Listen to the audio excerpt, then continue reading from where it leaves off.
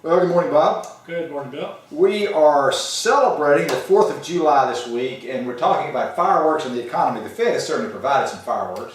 Yeah, they stumped their toe real bad on this one. Well, either the Fed is correct or the markets are correct, but not both. Well, the problem is, you know, the Fed got real frustrated because they came out and they made a statement that said, you know, if things continue to improve, at some point we may cut back on our buying, you know? It's sort of like if you're at a party and somebody comes along and says, hey, we're about to take the punch away. Exactly. Nobody likes that. And, you know, and the market went crazy. You know, the bond prices went way down, the interest rates went way up. All having a big time. Part of the punch was at the party. If somebody spiked it, everybody said a big time. Nothing actually changed. No. You know, nothing actually changed. We're going to take it away. So they made an announcement to the last call. They made the announcement that we're thinking about taking it away some point in the future. You know, and the market went crazy. The Dow Jones took a big dive, you know, and the bond prices dropped way off, and that resulted in mortgage interest rates going way up, and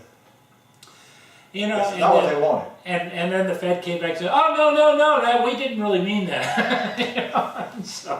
And then things started to recover. You know, well, I don't know. It's kind of strange that they even did that because unemployment is still high. You know, there's no big thing in the economy that's going to change anytime soon. Well, Mohamed ElErian at PIMCO came out and said, look, the economy's not that strong. It's very So weak. did Bill Gross. Yeah.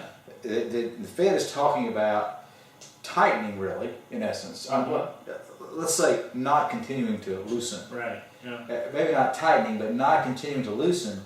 And both Bill Gross and Mohamed ElErian at PIMCO said that the fundamentals are not there. Right. Well, you know, there was an interesting article I read this weekend that said, you know, the Fed is all frustrated because if you really read what the Fed said, is that they indicated they're not going to do anything right now, right. You know, or anytime soon. Well, and it's also how they said it and the nuances of what they said. And the market reacted so strongly, but what this article said was, look, the market is really not paying that much attention to the details of what you're saying. They're trying to understand what is the nature of the people in power in the Fed, okay? And if they're out there looking and thinking already about removing the punch bowl, that's not good. Well, who was was it Lacker or Fisher who said that we're thinking about starting to taper in September, the September meeting? I believe it was Fisher. Yeah, I think so. That said, who's a Fed president. I don't recall if he's a voting member of the FOMC or not, but basically that, you know, we're going to start our tapering maybe as early as September. Starting to taper just means they're not going to buy $85 billion. Right.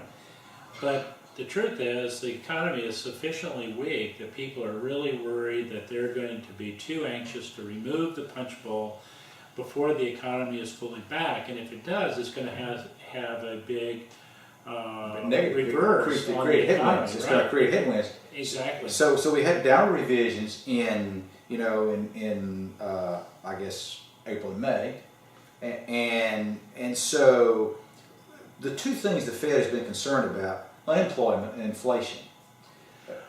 Well, really, I mean, the role of the Fed is to control inflation fundamentally, you know, but normally you would, to address things like unemployment, that's really not the Fed's business. That would be the Congress. The Congress would go out and they would increase government spending to address, you know. But they haven't done that. They haven't done that. Not really.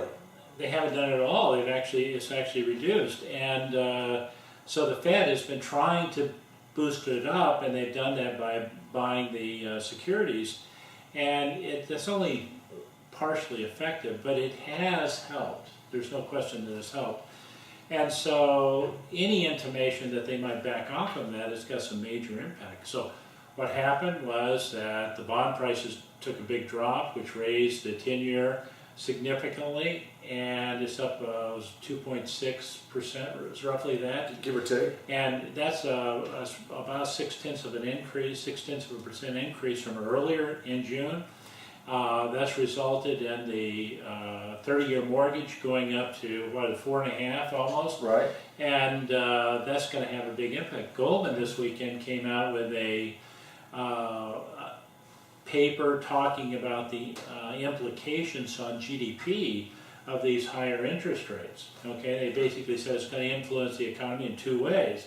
One, directly, because there's going to be an impact on new home construction. On borrowers. Right.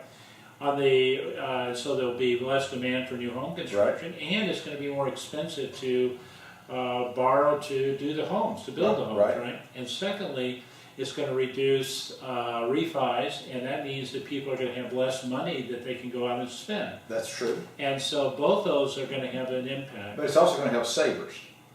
It's going to help savers, absolutely. Yeah. So there's some positive aspect of that. Right. That's true. And so the question is, when does the Fed really get taking the punch bowl away in full bloom? Well, you know, the worry is that they're going to do it too soon, right? And well, it's not just when they start; it's how they do it. Right. But the problem is that you know, a lot of the conservative economists have been for now, what, 4 years? The Wall Street Journal editorial page for about 4 or 5 years have been beating the drum about the fact that the actions of the Fed are going to result in very high interest rates. It's never happened, okay? Of course, what they've done has never happened. Right. And not to the magnitude. Exactly, but what they've done has not resulted in higher interest rates, and it's unlikely to result in higher interest rates as long as the economy continues to be as weak as it is. Right. So really, the Fed doesn't need to worry about higher interest rates, probably, who knows, but probably for at least a year. But the economy is just too weak.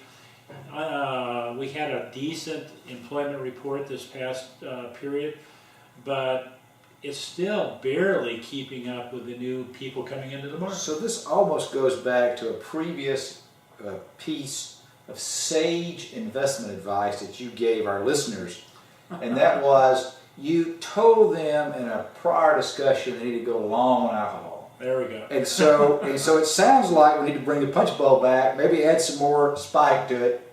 It needs something, I'll tell you, because we've been just stagnant for a long time, and without some big external boost into the economy, it's just going to be very, very, very slow to recover. So maybe Bernanke can just sort of wait this out, get to January, wash his hands and say, my term is done. Exactly. So who is going to succeed him? If you were a bookie and you were betting on who would be the choice to succeed him, it is rarely, so people say Janet Yellen, she's vice chair, it's rarely the vice chair. I know, there's been a lot of speculation that she would be the one appointed, and there would be a lot of support for that. This is who is going to have to deal with the real issue. Exactly. And she's, you know, she's very competent, an excellent choice, but there are a lot of political issues associated with that. There absolutely are. Who knows what it'll actually turn out to be. So if you had to guess the 3 or 4 leading candidates, who would you think? Well, I would still go with Janet Yellen. I think that she has put in a lot of time and been around for a long time. She's been part of the economic advisor. She's been, you know, a real major force for many, many years. And so it's sort of her turn, and we'll see. I'll give you a dark horse. All right. Timothy Geithner. Well, yeah, he's got a lot of negative baggage, and yes, the president likes him, however. Yeah, I know. So we'll see. But I think he would have a hard road to get approved. There's a lot of animosity toward him right now. Well, it's July the 4th this week. We hope you have lots of fireworks wherever you live. Lots of punch. Lots of punch, and make sure it's good punch, strong punch, and make sure you have it in ample quantities. This is FNC's Morning View. I'm Bill Rayburn with Bob Dorsey. You all have a fantastic week.